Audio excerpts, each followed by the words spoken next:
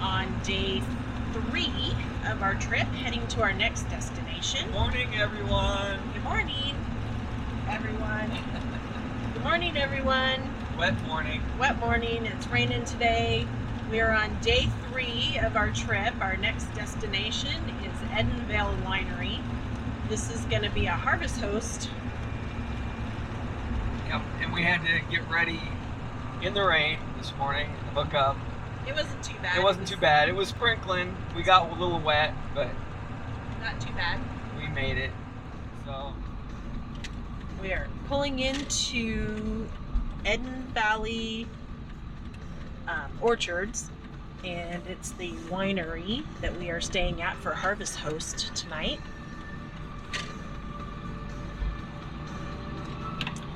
Gentleman was very nice, called this morning, double checked to make sure that we were coming in. Right through here.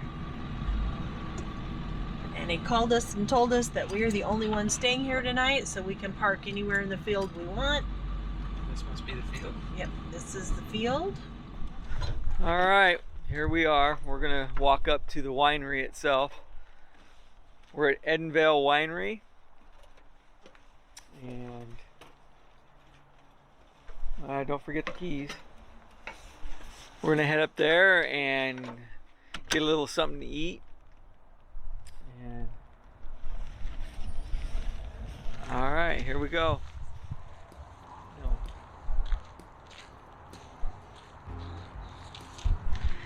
All right, it's kind of blustery and rainy out, but we're gonna head up there anyway. It's not raining half as bad as it was in town. Went up and got some fuel. So we had a full tank to start tomorrow with. But this house is just gorgeous. Here's the vineyard, part of it anyway. And then the mansion. Yeah, it's beautiful. Looks like they hold weddings here and other events. The tasting room, which is where we're headed. Go in there and get something little to eat. Hang out. Thought we'd take you along, show you what this place is like.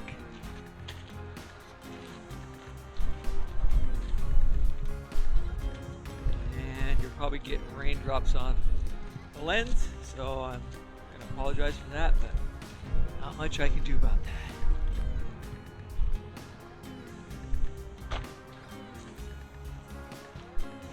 Tyler wants to explore, so walk in here. Looks like tents for events and stuff like that. Yep, tent set up.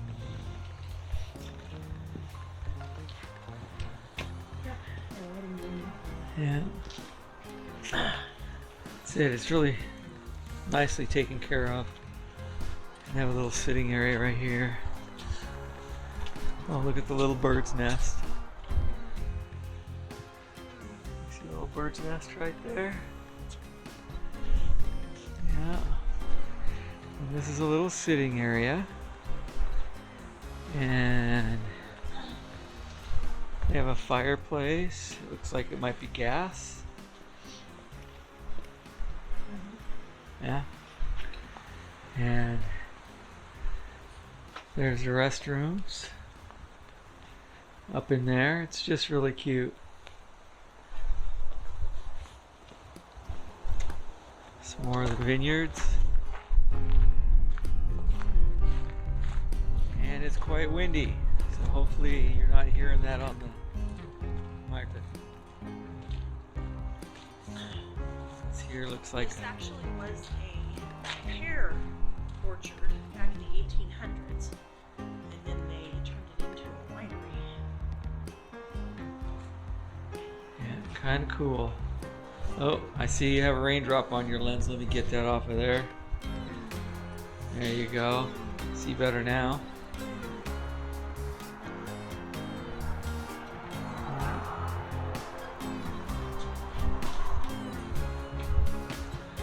And there we are back in the distance there, right in front of that white barn.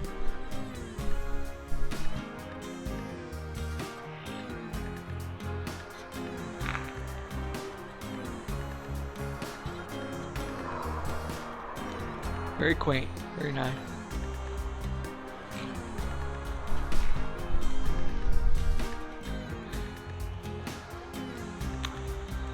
And this is the whole back of the house. We'll take you around front here in a second. We'll go right on through this breezeway.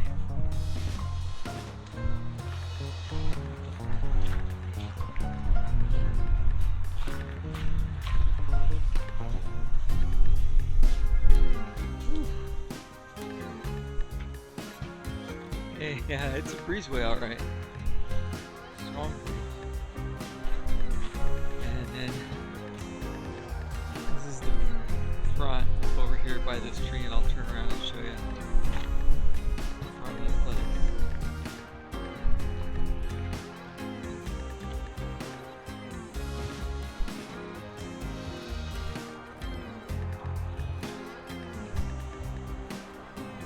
Okay.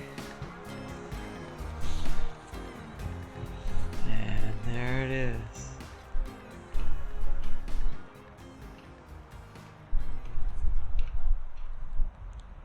And I can only imagine what it'd be like here in the summer, or nicer weather. Nicer weather, leaves on the trees, and definitely some place to come back to more in the summer. Yeah. And then right straight ahead of us there is the tasting room. That's where we're going to go in and get something to eat, warm up a little bit. Got a little sitting area out front.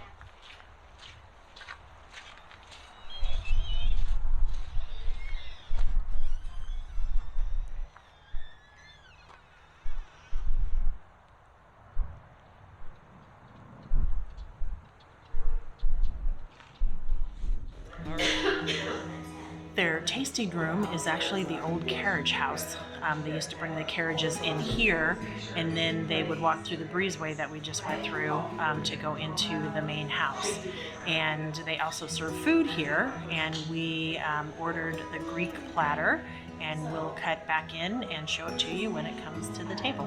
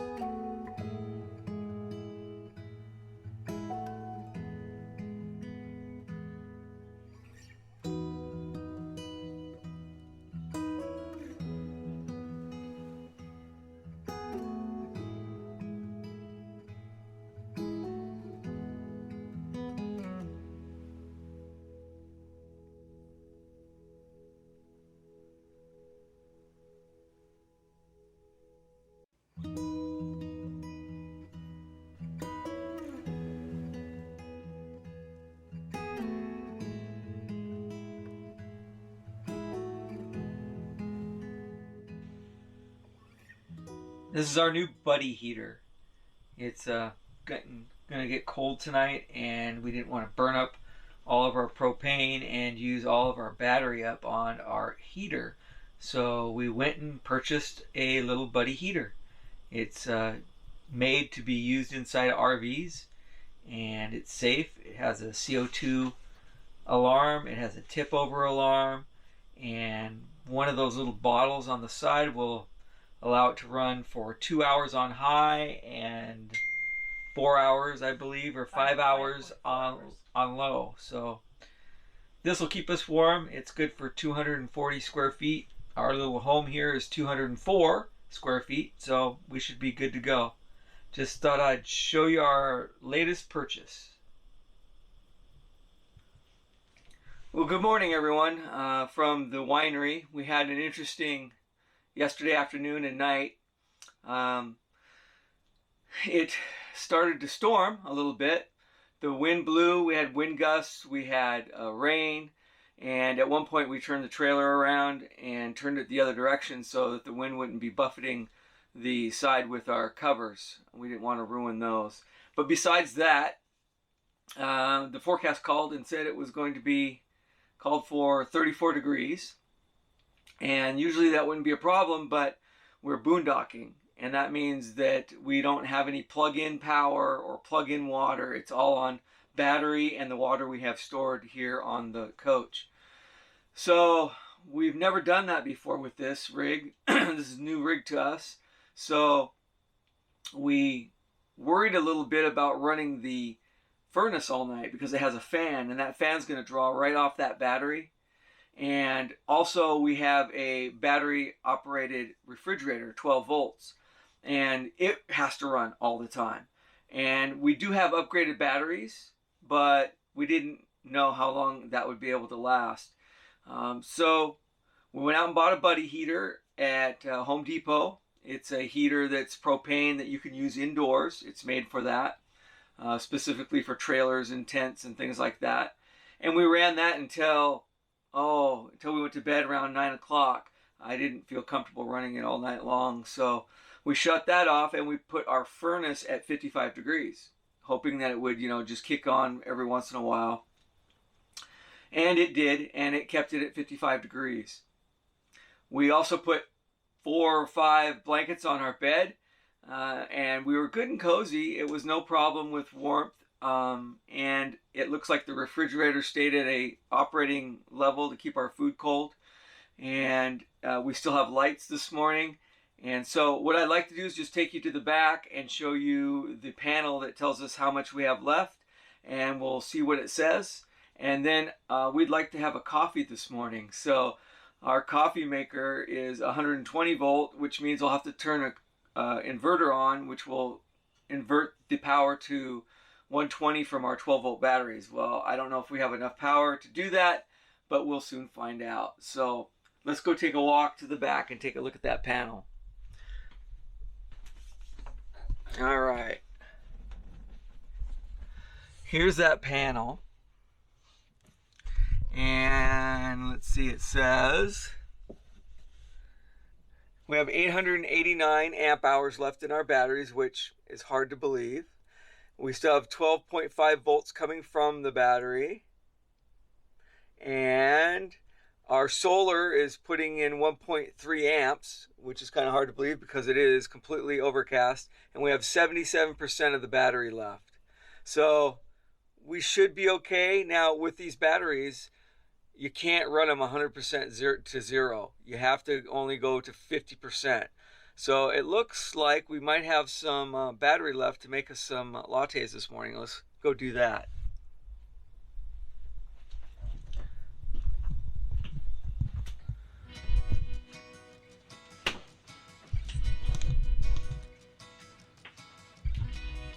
Okay, so let me turn the inverter on. This button right here. The light's on. And the frother's light turned on. So I got milk in there already. Let's go ahead and froth. Turn it to where we want for heat. Now look at that. That's running. Now this is all off the battery. We have a 1100 or 1000 watt inverter, which will invert that 12 volts and give us up to 1000 watts. So I'm not sure whether I can run my microwave on it or not, but I can run this for sure. And then our espresso machine. So let me turn that on. Oh, the lights dimmed and everything just shut off. So I can only do one at a time apparently. I have to reset this. I don't know. I think oh, there it is. It's back on again. So I'm going to only do the frother first.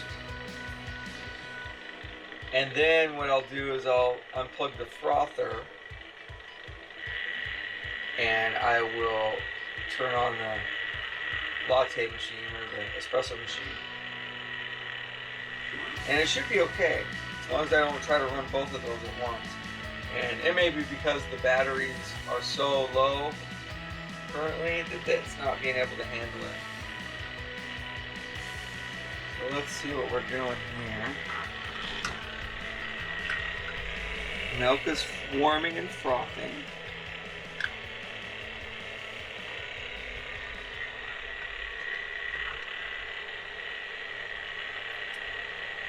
We'll cut back in when that frother's done warming its milk and frothing, and then I'll show you, see if we can draw some of this espresso out. Okay, it frothed up the milk and we're about ready to draw out some espresso. Close that up, turn this on.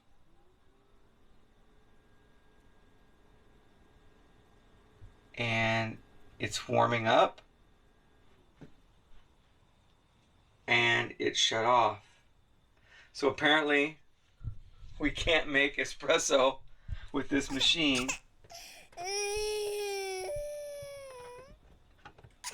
No, that's not going to happen. We're going to have warm milk for our coffee today. Yeah, we'll make hot chocolate.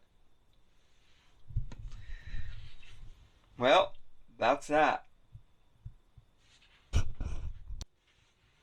Okay, so we found the issue. The Nespresso machine is actually 1200 watts is what it runs on, and our inverter is only 1000 watts.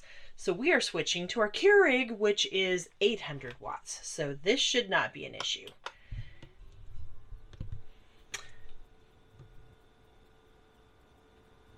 We'll see. It's still running. So it's preheating, and as long as that inverter stays on, we are going to be good.